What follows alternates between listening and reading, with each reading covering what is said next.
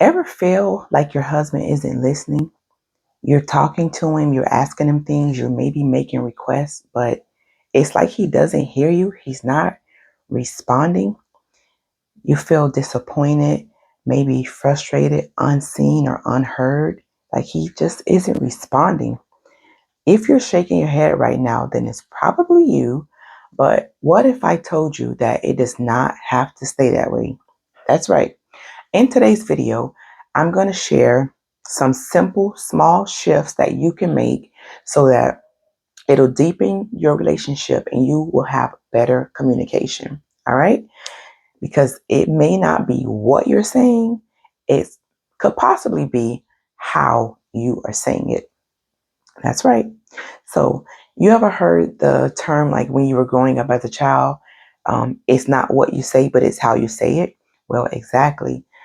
Sometimes you may be asking him for a certain thing, but depending on your tone or depending on how you are approaching him, how you are speaking to him, that may be weighing on how quickly he moves or how he feels about completing the task that you're asking him to do. Because think about it. Think about when someone approaches you, right? If someone approached you and they were maybe yelling or screaming, but at the same time asking you to do something, how would you respond, right? Would you be eager to complete the task, or would you have to like take a step back and pause and like really see like what's going on? Well, the same is true for your husband, right?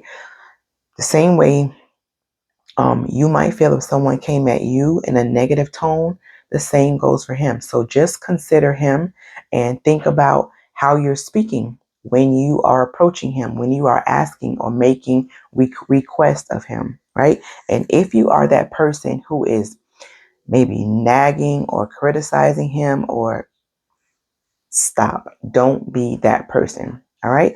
Next thing I want you to think about is, what does the Bible say, right? What does the Bible say about communication? Well, there's a scripture that says, a gentle answer turns away wrath, but harsh words stirred up anger. It's almost like that scripture is the answer key. It's giving us the cheat code to communication.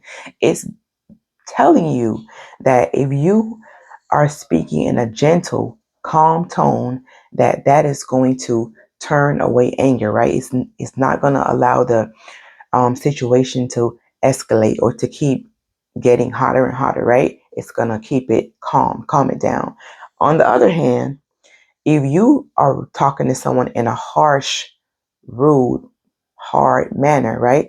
That's going to it says stir up. It's going to stir up the anger, stir up the conflict. So it's pretty much telling you the do's and the don'ts. It's telling you what kind of outcome you're going to get based on how you are communicating. If you're speaking in a gentle tone or if you are speaking in a harsh tone.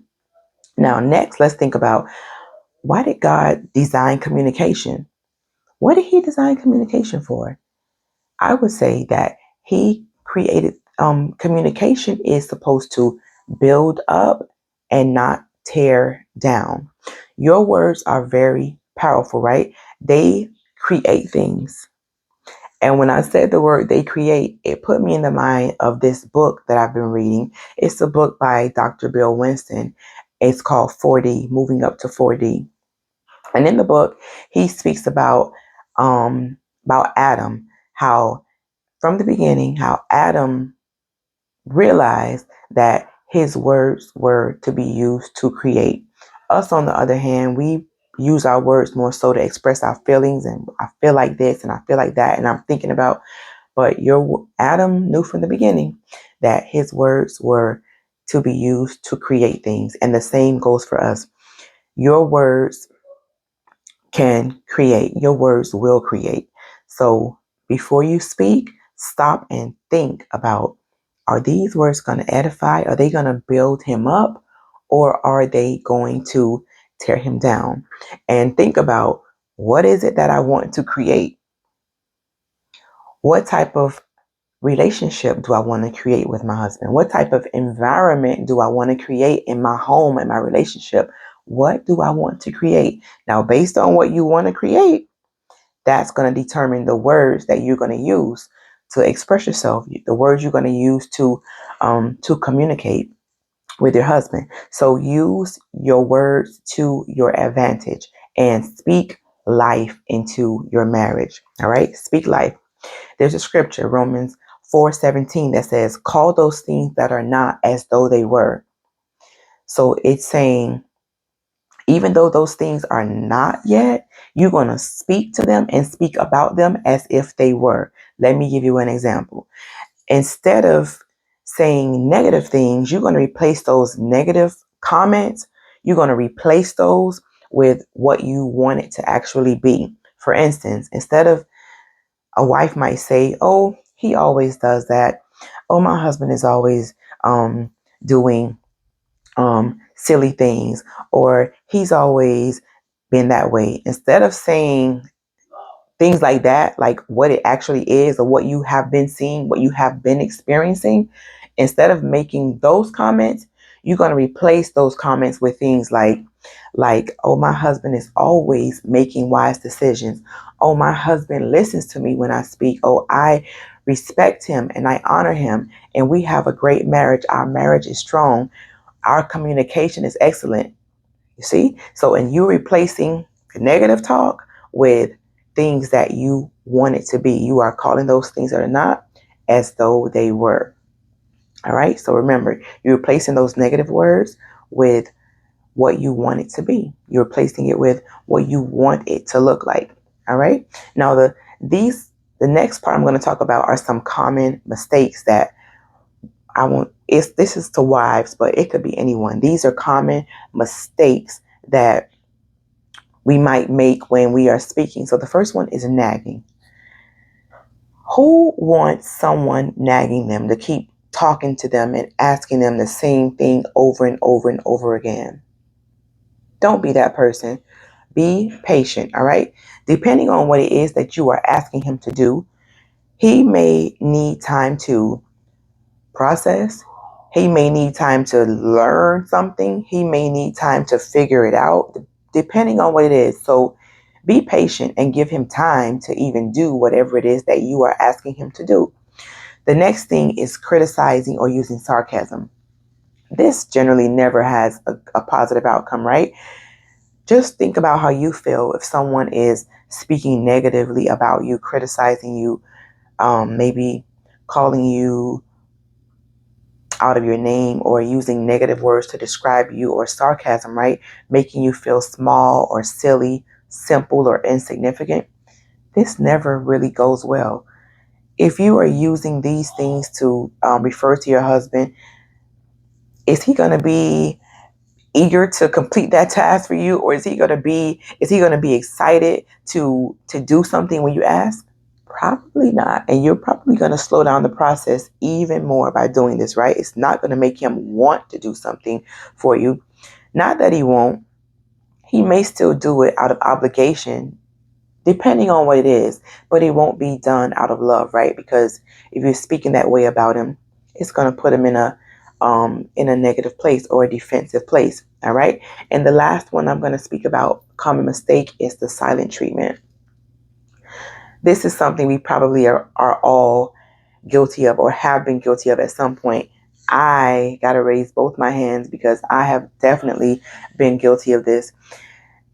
It's something about, like, when you have a disagreement or he says something that you don't like, it's like our automatic defense is to get quiet and not talk to him and like push him away, right? It's kind of like an automatic response. Now, I don't know the psychology behind it, but I know that it's almost like an automatic response for some people. But if you really think about silent treatment, it's almost like you have to go out of your way to, like, if it's your husband, especially we're talking about, you all are in the same space, you're occupying the same space, same house, same bed, same room. You have to be so intentional, and it takes so much of your energy to ignore him, to act like he's not there, to not talk to him. Like, it requires so much energy, and negative energy at that. That is never a good route to take. Just say just say what you have to say and Keep the communication flowing. Don't take the route of the silent treatment. All right. Now, I want you to also consider when you want to make requests of him, I want you to consider timing, right? Because we're talking about how you're asking, whatever you're asking, and timing is included in that. Because I'm sure you've heard the saying when you were growing up, there's a time and a place for everything, right? And the same is true for your marriage. There's a good time to have certain conversations with your husband, and there's a not so good time to have conversations with him. For instance, let's say he's just getting in from work, right? You're not going to meet him at the door with your list, your to-do list of requests. Or, babe, I need this, and babe, I need you to do this and this and this. He just walked in. I know you are not going to be that wife, right? No, you are going to be considerate, right? You're going to give him time. You're going to, first of all, you're going to welcome him, give him a nice big hug and a kiss, and let him know that you are happy that he is home. You're going to welcome him and let him know how much you missed him, right? You're going to welcome him. You're going to give him some time. Give him time to unwind, to relax, to get all that work stuff off his brain and let him calm down a little bit, right? And when he's had his shower, maybe gotten out of his work clothes and done his, then you can, start having conversation and get into what it is that you need him to do. But you're not going to hit him with that when he walks in the front door. Be considerate and consider the timing. Consider when the time is right for you to have those conversations. Because when he feels valued, when he feels loved, when he feels appreciated, he'll do anything for you. And trust me, he'll do anything for you when you make him feel a certain way. All right. So as a recap, remember, consider how you are talking to him. Your tone definitely matters, right? If you need to pray before you have the conversation, say a prayer. Pray for yourself, first of all, that you will have the right tone and the right attitude and the right heart when you are speaking to him. Pray for him that he will have the right heart to receive and that his ears will be open to hear what it is that you have to say. All right. So if you need to pray, pray before the conversation. If you can smile, depending on what the conversation is, you can smile. That's always pleasant, right? But remember your tone. Speak in a soft tone. Remember, a gentle answer turns away wrath. So you want to be speaking in a nice and gentle tone. Affirm him. Let him know how much you appreciate him, how you are so thankful for him, right? Those things go a long way. When your husband knows that you feel that way about him, he will go to the moon and back for you. Trust me. All right.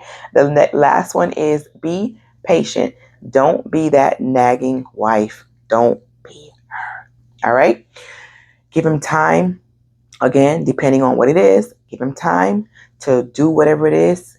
Give him time to do it before you keep asking and asking and asking. Pack your patience every single day. All right. Now, here is your call to action. I want you to choose one of these things that we've talked about.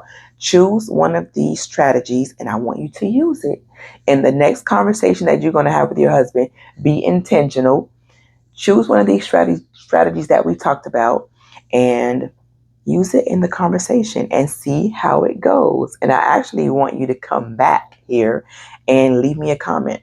Either here or go over to my blog post. You'll see the link in the description. Go over to my blog post and leave me a comment. Let me know how it went. All right. So I hope this video brought some help, some assistance to you if you're having an issue in this area. Please hit the like button if it blessed you at all.